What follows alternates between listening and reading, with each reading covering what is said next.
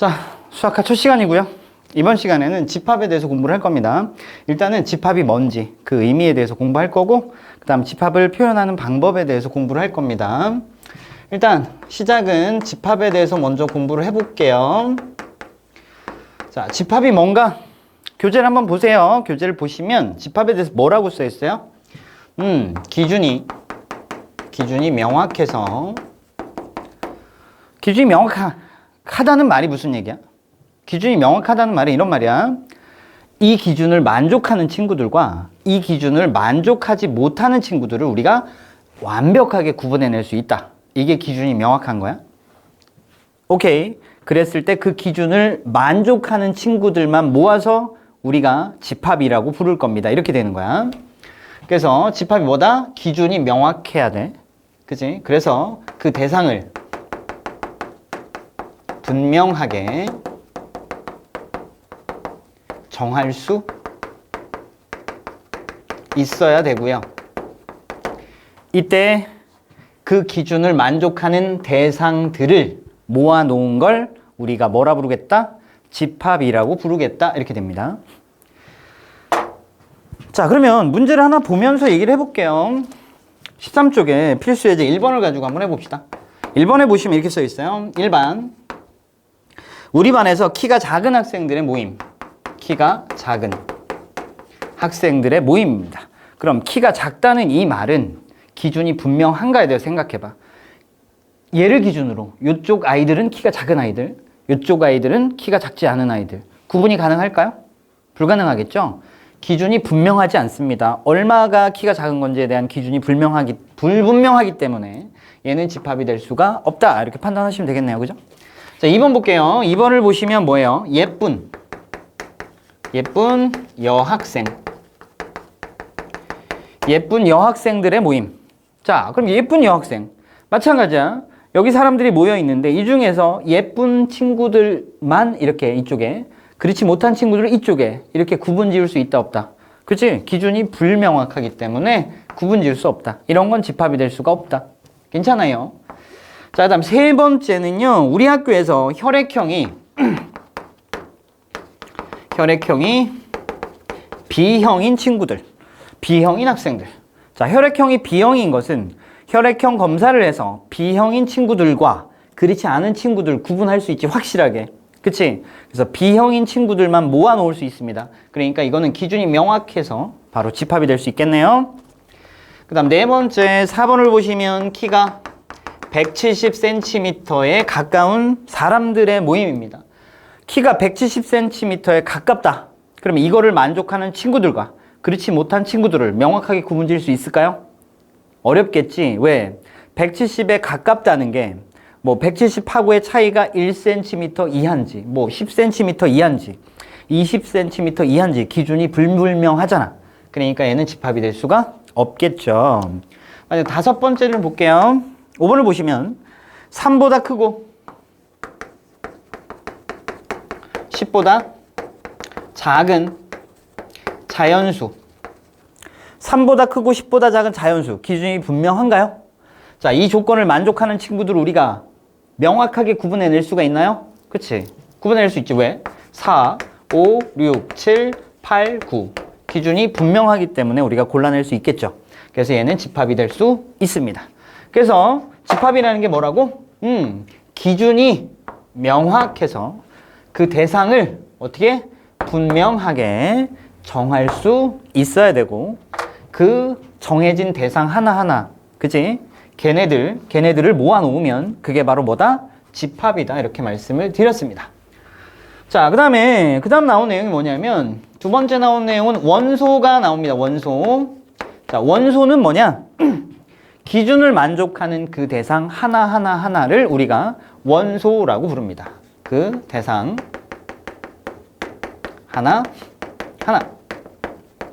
우리가 원소 이렇게 부른다. 뭐 예를 들어서 5보다 작은 자연수의 집합이라고 해봅시다. 5보다 작은 자연수는 뭐가 있어요? 1, 2, 3, 4. 그치? 아주 명확하죠? 1, 2, 3, 4. 그럼 1, 2, 3, 4 요거 하나하나를 우리가 뭐라 부르겠다? 원소라고 부르겠다 이런 거고, 집합으로 나타낼 때는 어떻게 쓰냐면 얘들을 이렇게 중괄호 안에다가 이렇게 집어넣으면 되겠습니다. 집합을 나타낼 때는 이렇게 쓰는 거야. 중괄호 안에다가 그 기준을 만족하는 대상들을 싸그리 갖다 다 써주면 그게 집합입니다. 되겠죠? 그리고 집합의 이름을 우리가 이렇게 집합 A와 같이 대문자를 주로 집합의 이름으로 많이 사용합니다. 괜찮겠죠? 원소로는 소문자를 주로 많이 사용합니다. 자, 그리고 자, 이때 우리가 뭐라고 얘기하냐면 1이라는 녀석은요, 집합 A에 속합니다. 2라는 녀석은요, 집합 A에 속합니다. 혹은 1이라는 녀석은요, 집합 A의 원소입니다. 2라는 녀석, 3이라는 녀석, 4라는 녀석 마찬가지 집합 A의 원소입니다. 이렇게 표현할 수 있겠습니다. 그래서 1은 집합 A의 원소이다. 혹은 집합 A에 속한다. 이렇게 표현하는데 이게 너무 길잖아, 그지? 그래서 수학에서는 간단하게 기호로 이걸 줄여놨어요. 어떻게 썼냐면 쌈지창이라는 기호를 하나 만들었습니다. 쌈지창. 이 쌈지창은 무슨 뜻이냐면 원소이다, 속한다 이런 뜻을 가지고 있습니다. 이때 쌈지창의 오른쪽에는 무조건 집합을 갖다가 써야 돼요. 쌈지창의 오른쪽에는 무조건 집합을 갖다 씁니다. 오른쪽이라고 안 할게요. 여기 찍히는 거, 포크에 찍히는 이쪽은 집합이 쓰여져 있어야 되고요. 이쪽은 반드시 원소가 쓰여져 있어야 됩니다. 다른 말로 하면 이쪽에는 어떻게 생긴 놈이 오더라도 전부 우리가 다 집합이라고 읽어야 되고요. 이쪽에는 어떻게 생긴 녀석이 오더라도 전부 원소라고 읽어야 됩니다. 괜찮아요? 그러면 이 상황을 한번 요 쌈지창을 이용해서 나타낸다면 1은 집합 A의 원소입니다. 속합니다. 이렇게 씁니다.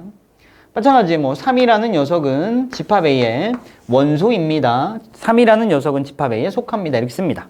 자, 그러면 5라는 녀석은 집합 A의 원소입니다. 참이야, 거짓이야? 거짓입니다. 왜요? 이 녀석은 집합 A에 살고 있지 않잖아요. 그죠? 그러니까 5는 집합 A의 원소가 아닙니다. 그래서 어떻게 쓰냐면 이렇게 씁니다. 그러면 5는 집합 A의 원소가 I다. 이렇게 되는 거야. 괜찮겠죠? 그러니까 이 쌈지창 기호가 들어간 식이 참이 되려면 어떻게 하면 될까요? 여기 있는 이 녀석하고 똑같이 생긴 놈이 요 집합 안에 있으면 요 쌈지창이 들어가 있는 식이 참이 될 거고요. 얘랑 똑같이 생긴 녀석이 이 집합 안에 들어가 있지 않으면 이 쌈지창이 들어가 있는 식은 거짓이 될 겁니다. 집합을 하나 더 써놓을까요? 집합 B가 있어서 A, B, A, 그 다음에 AB 이렇게 있다고 칠게요. 자, 그러면 이 집합 안에 원소는 지금 하나, 둘, 셋, 네 개고요. 집합 B에도 원소가 하나, 둘, 셋, 네 개가 있습니다. 그럼 볼게요. A라는 녀석은 집합 B의 원소이다. 참이야, 거짓이야? 참이겠다, 그지? 왜? 얘랑 똑같이 생긴 녀석이 이 집합 안에 여기 들어있잖아. 그러니까 이건 참이야. 그러면 이렇게 써볼까요? 이 녀석은 집합 A의 원소이다. 이건 참이야, 거짓이야? 그쵸? 얘랑 똑같이 생긴 녀석이 집합 A, 요 집합 안에 있는지 봐야지. 있어, 없어? 없잖아. 얘랑 똑같은 놈 없잖아. 그럼 너는 거짓이야. 따라서 너는 집합 A의 원소가 아니다. 이렇게 쓰여져 있어야겠네요. 무슨 말인지 알아듣지? 오케이. 마찬가지 3이라는 녀석은 집합 B의 원소다. 참일까, 거짓일까? 거짓이겠지? 왜? 얘랑 똑같이 생긴 녀석이 집합 B에 들어있어? 안 들어있어? 안 들어있어. 그러니까 거짓이죠. 그러니까 어떻게 쓰는 게 맞아? 3은 집합 B의 원소가 아니다. 이런 식으로 쓰는 게 맞겠지. 괜찮아요? 오케이.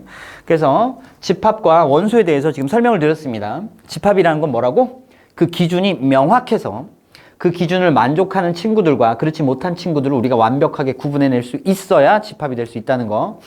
그리고 그 기준을 만족하는 대상 하나하나를 뭐라 부른다? 원소라고 부른다는 거. 그 다음에 쌈지창이라는 기호를 하나 배웠는데 여기 포크 찔리는 쪽에 있는 건 무조건 우리가 집합이라고 읽어내야 되고요. 반대쪽은요, 무조건 어떤 놈이 오더라도 다 원소라고 읽어야 되고요. 그 다음에 요 놈하고 똑같이 생긴 녀석이 이 집합 안에 들어있으면 이 쌈지창이 들어있는 식이 참이 되는 거고, 얘랑 똑같이 생긴 녀석이 이 집합 안에 들어있지 않으면 요 쌈지창이 들어있는 식이 거짓이 됩니다. 이렇게 말씀을 드렸습니다. 자, 그 다음 이제 밑으로 또 내려가서 집합을 표현하는 방법에 대해서 공부를 해볼게요. 집합을 표현하는 방법. 자, 집합을 표현하는 방법이 세 가지가 쓰여져 있습니다. 집합의 표현법. 첫 번째 나와 있는 게 뭐예요? 첫 번째가 원소 나열법입니다. 원소 나열법. 그 다음 두 번째 나와 있는 게 뭐예요? 그치요. 조건 제시법. 그 다음에 세 번째 나와 있는 게 뭐예요? 벤 다이어그램이죠. 그래서 벤 다이어그램까지 세 가지가 나와 있고요. 자, 그러면 원소 나열법부터 한번 보겠습니다. 원소 나열법은 말 그대로 원소를 직접 하나하나 나열하는 방법입니다. 예를 들면 이런 거야. 집합 A가 있는데 이 집합은 5보다 작은 자연수의 집합이라고 하면 중괄호 안에다가 이 집합 안에 속하는 모든 원소를 다 쓰는 거야. 그래서 1, 2, 3, 4 이런 식으로. 원소를 직접 하나하나 나열했죠. 그래서 우리가 뭐라 부른다? 원소 나열법 이렇게 부르는 거야. 괜찮죠? 그런데 조건제시법이라는 건 뭐냐면 집합 A는 하고 나타내는데 어떻게 쓰냐면 네모 선 하나 긋고 요렇게 요런 형태로 생기게끔 표현하는 걸 조건제시법이라고 합니다. 오케이? 이때 이 앞쪽에는 뭘 갖다 쓰냐면 원소의 모양을 원소의 모양을 갖다 쓴다고 생각하시면 돼요. 원소의 모양. 그 다음에 뒤쪽에는 뭘 갖다 쓴다고 생각하냐면 되냐면 조건을 여기다 갖다 쓴다라고 생각하시면 돼요. 그래서 조건을 제시하니까 조건제시법이야. 무슨 말이야? 이런 말이야. x는 5보다 작은 자연수 집합을 이런 식으로 나타내겠다는 거고요. 여기 이 선을 우리가 바라고 읽습니다. 바. 그러면 바 앞쪽에는 이 집합 안에 살고 있는 원소의 생김새야. 원소가 어떻게 생겨 먹었어? 그냥 숫자 하나 이렇게 생겨 먹었어. 이런 뜻이야. 집합을 나타낼 때 뭐 이렇게 나타내기도 합니다. x, y 바 이렇게. 순서쌍의 형태로 생긴 녀석들이 이 집합 안에 살고 있는 원소의 모양입니다. 이렇게 알려주기도 합니다. 여튼 그래서 그런 의미로 집합 안에 살고 있는 원소의 모양이라고 선생님이 얘기한 거고요. 근데 얘네들은 뭘 만족해야 되냐면 이거를 만족해야 됩니다. 여기에다가 뭐를 조건을 이렇게 제시했죠. 그래서 조건제시법이라고 부르는 거고 이 조건을 만족하는 이렇게 생긴 녀석들의 집합인 거야. 괜찮죠? 그럼 이 조건을 만족하는 이렇게 생긴 녀석들, 숫자 하나로 되어 있는 녀석들이 바로 이 녀석입니다. 그쵸? 그래서 조건제시법을 우리가 어떻게 원소 나열법을 이렇게 바꿀 수 있고요. 원소 나열법을 당연히 뭐로? 조건제시법으로 이렇게 바꿀 수도 있어야겠습니다. 괜찮아요? 근데 일반적으로 문제를 풀 때는 이쪽이 훨씬 수월할 것 같아. 그치? 그래서 조건제시법으로 이렇게 문제가 나오면 이 집합 안에 살고 있는 원소들이 어떤 놈인지에 대해서 이렇게 원소 나열법으로 나타낸 다음에 문제를 접근하는 게 좋을 것 같아요. 끄덕끄덕? 끄덕끄덕. 그러면 얘네들의 장단점을 일단 좀 살펴볼게요. 벤 다이어그램을 우리가 공부하기 전에 그거는 11쪽에 위에 오른쪽 위에 가시면 11쪽에 얘기가 나와 있죠. 한번 읽어볼게요. 집합을 원소 나열법으로 나타낼 때는 다음 사항에 주의합니다. 첫 번째, 원소를 나열할 때는 순서는 고려하지 않습니다. 이렇게 써 있고요. 두 번째, 중복하여 쓰지 않습니다. 그 다음 세 번째, 원소의 개수가 많고 일정한 규칙이 있을 때는 원소의 일부를 생략하고 사용할 수 있습니다. 뭐 이런 얘기가 써져 있죠. 그래서 자, 원소 나열법으로 나타낼 때는 순서는 고려 대상이다, 아니다. 순서는 고려 대상이 아니다. 1, 2, 3, 4라고 쓰든 3, 1, 4, 2 뭐 이렇게 순서를 바꿔 쓰든 상관이 있다, 없다? 상관이 없다. 근데 우리가 일반적으로 보기 좋게 하려고 순서를 어느 정도 맞춰준다. 그치? 근데 순서는 어떻게 써도 상관이 없다. 자, 두 번째 무슨 얘기가 써져 있었다고? 똑같은 걸 여러 번 쓰면 안 된대. 그래서 중복하지 마 이랬어. 그치? 똑같은 걸 여러 번 쓰면 안 돼. 한 번만 써야 돼. 알겠지? 1이 1, 막 2, 3 이런 식으로 쓴다, 안 쓴다? 안 쓴다. 똑같은 건 몇 번만 쓴다? 한 번만 쓴다. 네. 그 다음 마지막 원소의 개수가 되게 많고요. 그때 얘네들 사이에 어떤 규칙이 있다면 생략이 가능합니다. 무슨 말이냐면, 자, 생략이 가능한데요. 생략은 언제 가능하다? 생략이 가능한데 언제? 규칙이 있을 때. 예를 들어 자연수 집합을 한번 나타내보자. 그러면 자연수가 끝이 있어 없어? 끝이 없어. 그럼 그걸 다 쓸 거야. 원수단할법으로 다 못 쓰겠지. 근데 자연수는 1, 2, 3 규칙이 있잖아. 그치? 그 다음 누가 와? 4, 그 다음 5, 그 다음 6 이렇게 오는 게 확실하잖아. 그치?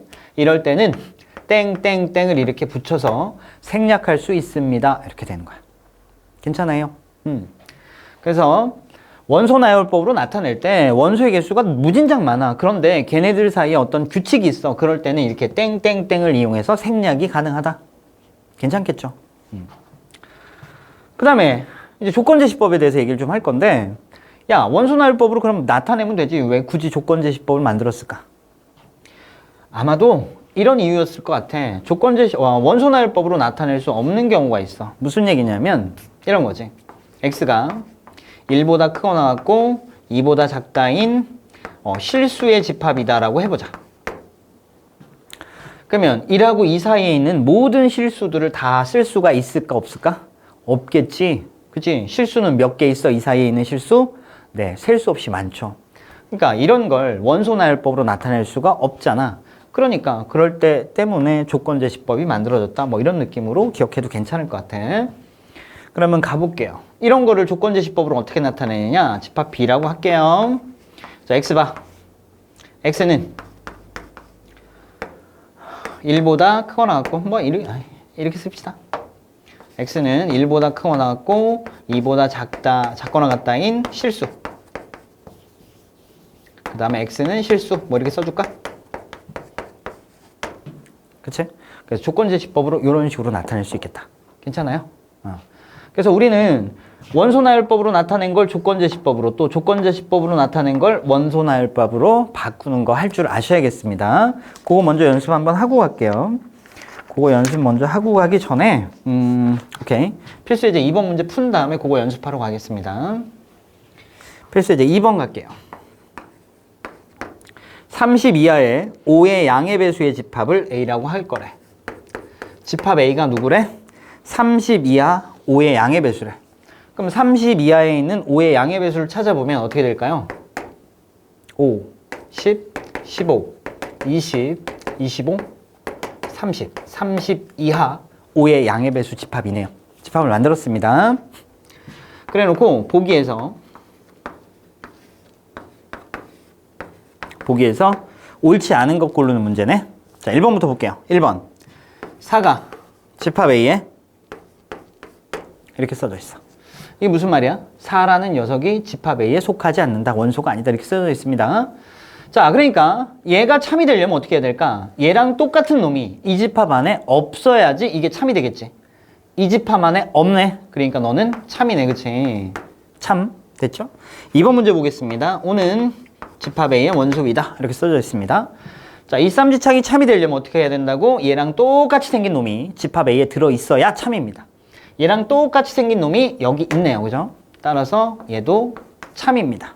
되겠지?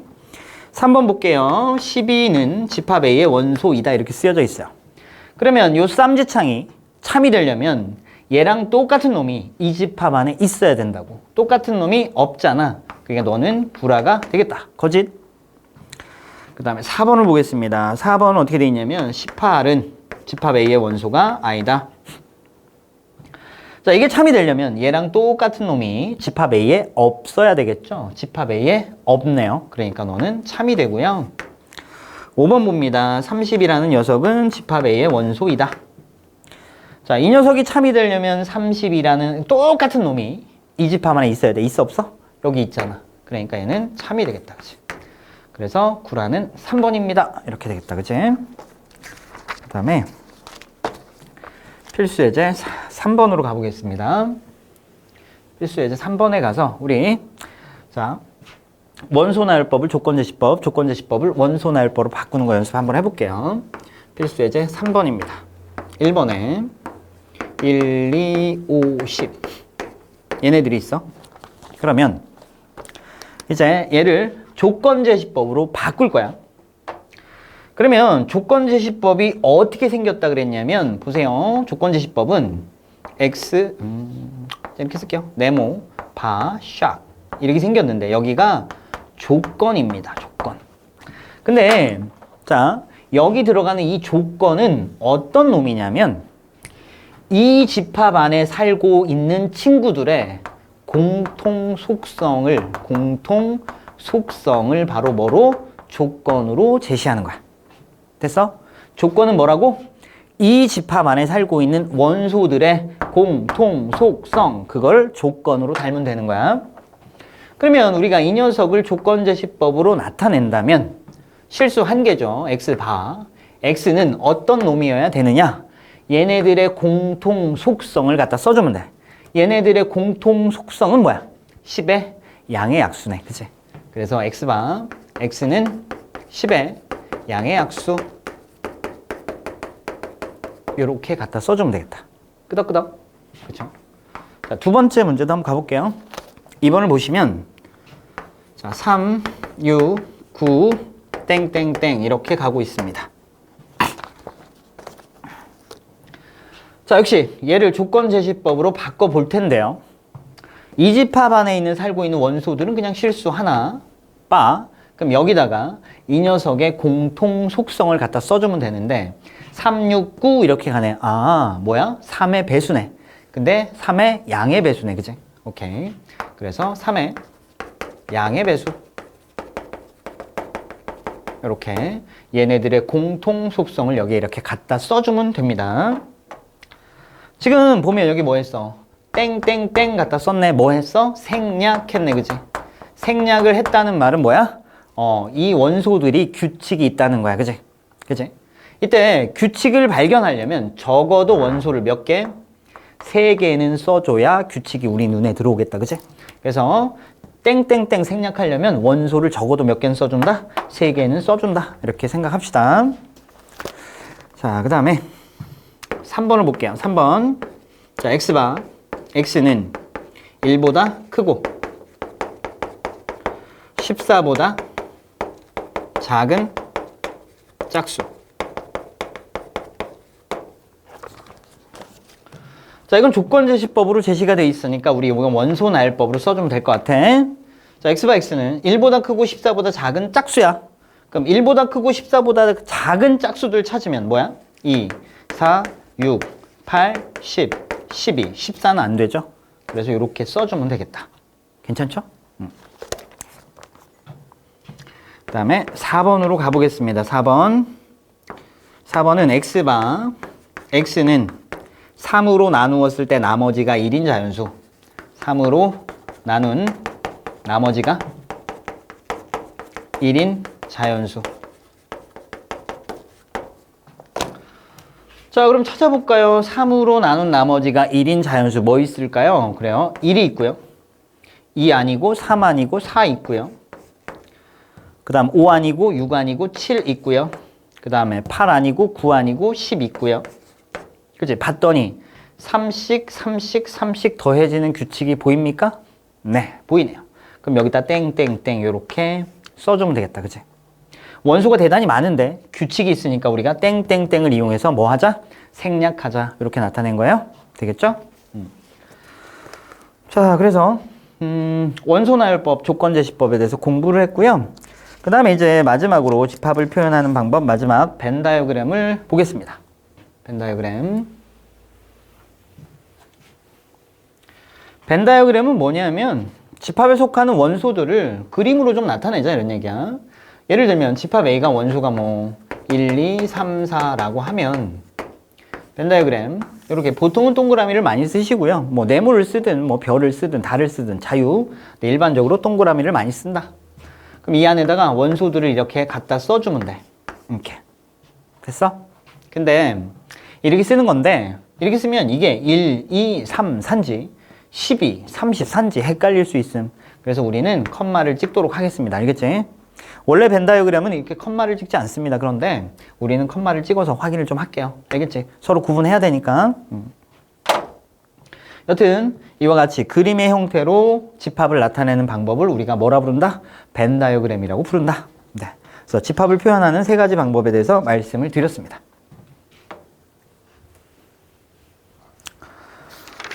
자, 그 다음에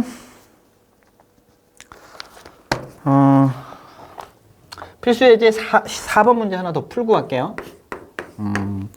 조건제시법으로 나타내진 문제 하나 더 풀고 갈게요. 자, 집합 A가 있어서 얘가 0, 1, 2래. 집합 A의 원소가 0, 1, 2야. 이거에 대해서 다음 집합을 원소 나열법으로 나타내세요. 이렇게 문제가 나왔고요. 1번은 집합 B가 있어서 너는 x 플러스 y 바 x는 집합 A의 원소입니다. y는 집합 A의 원소입니다. 이렇게 쓰여져 있습니다. 자, 집합 B에는 이렇게 생긴 녀석들이 살고 있는데요. 그러니까 두 개를 더 해야 되는 거야, 그치? 근데 이 앞에 있는 놈은요, 집합 A의 원소래. 맞지? 그 다음 뒤에 있는 녀석은요, 역시 집합 A의 원소래. 그러면 x가 될 수 있는 건 0, 1이고요. y가 될 수 있는 것도 0, 1입니다. 그치? 그래서 걔네 두 개를 뭐 할 겁니까? 더 할 겁니다. 그치? 근데 이걸 더 할 때 빼먹을 수도 있으니 우리가 빼먹지 않게 하기 위해서 표를 그리도록 하겠습니다. 뭘 그린다고요? 표. 변하는 게 이렇게 두 개가 있잖아. 그럼 표를 그리는 게 안전하다 이런 얘기야. 그럼 여기 x가 될 녀석들, 여기 y가 될 녀석들을 갖다 쓰도록 할게요. 자, 그럼 x는 누구입니까? x는 0, 1, 2죠. 0, 1, 2. 그 다음 y는 누굽니까? 0, 1, 2입니다. 됐죠? 그래 놓고 둘을 우리가 뭐 할 겁니까? 둘을 더하기 할 거죠. 자, 더할게요. 더하니까 0이고요. 더하니까 1이고요. 더하니까 2고요. 더하니까 1이고요. 더하니까 2고요. 더하니까 3이고요. 더하니까 2입니다. 더하니까 3이고요. 더하니까 4입니다. 이렇게 되는 거야. 됐지? 그러면 이 녀석들을 이 집합 B가 원소로 갖게 되겠죠. 그러면 집합 B의 원소는 누가 되냐면 0, 그 다음에 1. 똑같은 거 중복해서 안 쓸 거니까 한 번만. 2도 3개인데 중복해서 안 쓸 거니까 한 번만. 3도 똑같은 거 2번인데 중복해서 안 쓸 거니까 한 번만. 그리고 4를 이렇게 갖다 쓰도록 하겠습니다. 되겠죠? 그래서 집합 B의 원소는 이렇게 구해내면 되겠다. 다음 2번입니다. 2번 집합 C는요. x, y 바 x가 집합 A의 원소고 y가 집합 A의 원소입니다. 이렇게 쓰여져 있는데 자, C라는 집합의 원소는 누구냐면 x랑 y랑 곱한 겁니다. x랑 y랑 곱한 게 집합 C의 원소인데 x는 집합 A의 원소고 y도 집합 A의 원소래. 그치? 그럼 x가 될 수 있는 건 0, 1, 2고요. y가 될 수 있는 건 0, 1, 2입니다. 그럼 걔네 두 개를 곱하기 할 겁니다. 됐죠? 그럼 역시 변하는 게 두 개니까 우리가 뭐를 그리는 게 좋겠다? 표를 그리는 게 좋겠다. 그러면 x, y. x로 가능한 건 0, 1, 2고요. y로 가능한 거 0, 1, 2입니다. 그럼 걔네들 곱할 거죠? 곱해서 0이고 곱해서 0이고 곱해서 0입니다. 곱해서 0이고 곱해서 1이고 곱해서 2입니다. 곱해서 0이고 곱해서 2고 곱해서 4입니다. 이렇게 되겠죠. 그럼 여기 있는 녀석들이 바로 집합 C의 원소가 될 테고요. 그럼 C의 원소들을 갖다 써주면 누굽니까? 0이 여러 개 있지만 한 번만. 중복을 허락하지 않으니까.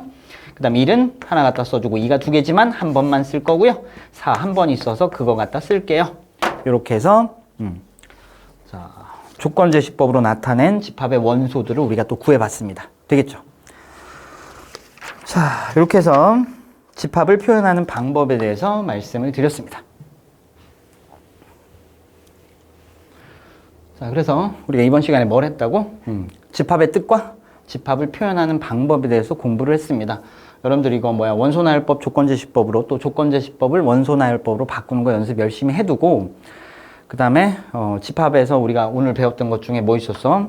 집합의 정의. 집합의 정의가 뭐지? 기준이 명확해서 그 대상을 분명하게 기준을 만족하는 친구들과 그렇지 못한 친구들을 완벽하게 구분할 수 있어야 집합이라는 거.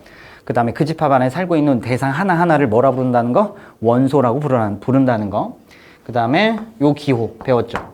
쌈지창. 쌈지창에 여기 찍히는 쪽에는 무조건 누가 와야 된다? 집합이 와야 된다. 다시 이쪽에 어떤 놈이 오더라도 우리는 무조건 뭐라고 읽는다? 집합이라고 읽는다. 이쪽에는 어떤 놈이 오더라도 무조건 우리가 뭐라고 읽는다? 원소라고 읽는다.